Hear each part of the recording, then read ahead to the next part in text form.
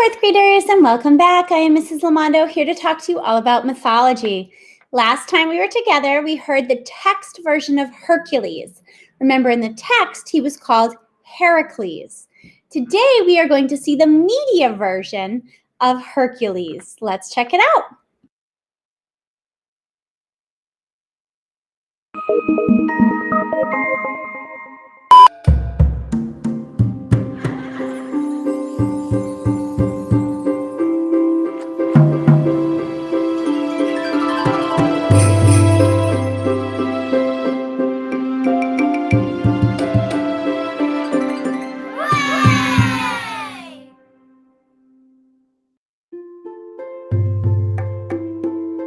Hercules was the greatest of the mythological Greek heroes.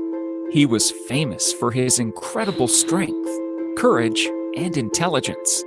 Hercules is actually his Roman name. The Greeks called him Heracles. He was a demigod actually, which means that he was half god and half human. His father was Zeus, the king of the gods, and his mother was Alcmene, a human. Hercules was very strong, even as a baby. When Hera, Zeus's wife, came to know of her husband's illegitimate child, she wanted to kill the baby. Hera sent 2 large snakes into the crib. The snakes slid towards the bed. The viper who was out in front stuck out his tongue and hissed. It reared its head. That was the last thing it did, because the boy shot out his hand and grabbed it by the neck. The other snake slid swiftly across the floor towards him, but the child grabbed that one too and began to shake it violently. The nurse heard the commotion and came rushing into the nursery, but it was too late for the snakes. Hercules had killed them both. Hercules grew into a fine teenager, and he was without doubt the strongest man on earth. One day, he met the Oracle of Delphi to get some advice. The Oracle told Hercules that he must serve King Eurystheus for 10 years and do any task the king asked of him. Hercules obeyed and met King Eurystheus. The king was jealous of Hercules and did not like him at all. So the king gave Hercules 12 impossible tasks to do, hoping that Hercules would fail. Task 1. Eurystheus told Hercules about a lion that was the cause of suffering in the land of Nemea. It was attacking not only animals, but people as well. Hercules' first task was to hunt and kill the Nemean Lion. Hercules traveled to Nemea. The local people showed him in the direction of the lion's cave. When Hercules reached the cave, he hid behind a boulder and waited for the lion to come out. He waited and waited, but the lion didn't show up. When it was evening, the lion yawned and walked out of the cave. The Nemean lion had huge teeth and skin so tough that it could not be pierced by arrows. Everyone in the land of Nemea was scared of it. Many hunters had tried to kill the beast, but none had succeeded. Hercules took aim and shot an arrow. It flew towards the lion and caught it in the chest, but instead of piercing his skin, the arrow merely bounced off.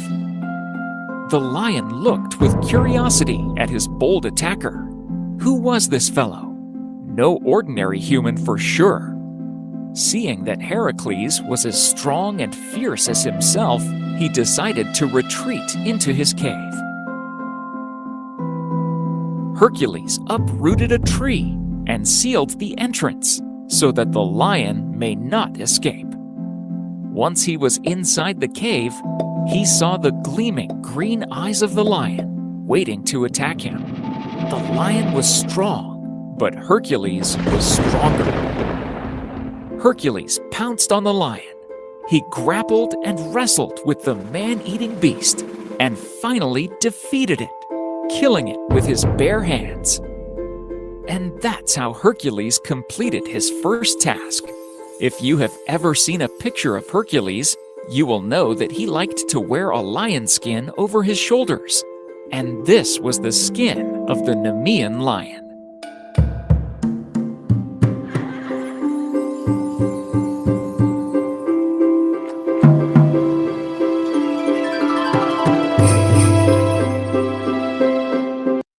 Walking into his palace wearing the lion skin. Hercules had completed his second labor by killing the Nemean lion. So this time, he decided to give Hercules a tougher task. Hercules was given the task to fight another terrible creature known as the Lernaean Hydra. The Hydra was a big snake, a very big one, and it had 9 heads. Task 2, the Lernaean Hydra. The king knew that anyone who approached the monster's den in the swamp would be killed by the snake's poisonous breath. Also, if anyone tried to cut off any of its heads, 2 more would grow in its place. The Hydra was indeed a fierce opponent. Even Hercules did not think he could fight this monster on his own. He enlisted the help of his nephew, Iolaus. Hercules was very clever too. When they reached the swamp, he could sense the poisonous air inside the den. They realized the danger and did not enter the den. They lured the monster out of the swamp instead. Hercules did not waste any time, and he jumped into action. Hercules fought the Hydra fiercely, and each time he chopped off one of its heads, Iolaus burned it before another set of heads sprouted out. Hercules and Iolaus clubbed off the monster's 9 heads, but one head refused to die, so Hercules crushed that head and buried it deep in the ground. He returned to Eurystheus with the news of his victory, but the king was not satisfied. "You did not fight Hydra on your own," he said, "and so the labor does not count." Hercules' next task was to bring the sacred deer of Artemis, which had iron feet and golden horns. Task 3, the Lernaean Hind. The Lernaean Hind was not a beast like the Nemean Lion or the Hydra. It was a noble creature with iron feet and golden horns that could outrun an arrow. The sacred hind belonged to Artemis, goddess of wilderness. Hercules set out to hunt down and capture the golden stag of Artemis. Hercules spent almost a year wandering the forest in search of the hind. Finally, one night, while the stag was sleeping, Hercules crept up to the sleeping animal and caught it by throwing a net over the sleeping animal. At once, Artemis appeared before Hercules. Even though Artemis was a goddess, she feared the strength of the son of Zeus. She brought Apollo, her twin brother, along for moral support. Hercules apologized for his deeds. He then explained how he needed to capture the deer for completing the tasks given to him. Artemis consulted with her brother and agreed on a compromise. Hercules was allowed to take the sacred deer to Eurystheus alive, but then he must let it go. Hercules agreed. He returned to the city gates with the deer. He knew if the deer didn't return safely, Artemis would hurt him. So thinking fast, Hercules agreed to give the king the deer under one condition: that the king come outside the city gates and get the deer himself. The king agreed and arrived at the city gates. Just as the king was about to take the hind, Hercules let it go, and the deer sprinted back to Artemis.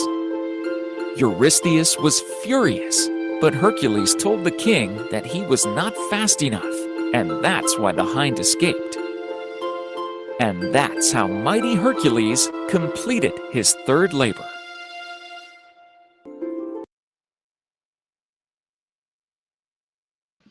Wow, definitely saw some similarities and differences between this version and the text. Let's check out our Google form. Today we'll be completing the Google form Hercules. Of course, your name. In the media, we learned that Hercules is a demigod. What does that mean?